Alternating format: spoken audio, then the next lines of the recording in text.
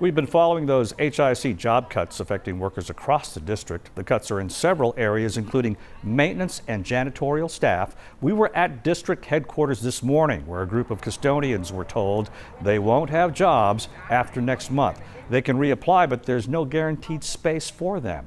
We spoke with a union rep who says some of these workers have given decades to HISD and now they're being pushed out. Like the lady was saying, she's been working for HISD 23, and now now that she's older, she gave all her life since she was young to the district, and now you're just going to get rid of her just one day to another. Superintendent Mike Miles says these cuts give HISD the chance to make changes. Katira Winfrey has more on that.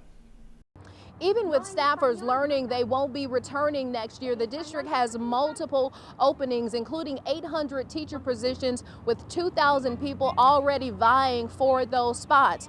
Now, while critics say Miles' first year has been a disaster, Miles says the district is on the right track. The end of the school year is approaching, and district leaders and community members clash on how they grade success. We are running through the finish. Means we think we've had a good year. It's been a year of progress. They say they came in the name of helping people, but they're not helping anyone. Nearly 1 year ago, the state chose Superintendent Mike Miles to lead the district. A lot has changed. The hope is to cap off the year with continued efforts to close a $450 million budget gap. But opponents say it's at the expense of educators, employees, and students. We kind of had an idea of what we were about to endure, and I feel like everything that we predicted has happened and then some. Miles did confirm multiple people found out they will not be returning to work next year and says firing isn't the word because they will finish out the year. They just won't be continuing on next school year. You told us, Mr. Miles, told the world that your cuts were going to be as far away from the students as possible, but you cut wraparound services. That's food and shelter. You can't get any closer to cuts to students than wraparound services.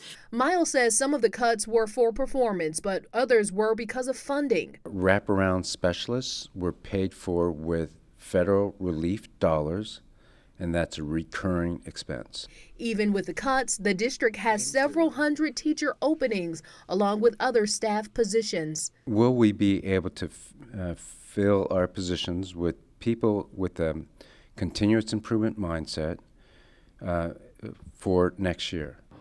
People in the community hope to get better budget transparency with the upcoming budget workshop next week. Reporting at HISD headquarters, Katira Winfrey, KHOU 11 News.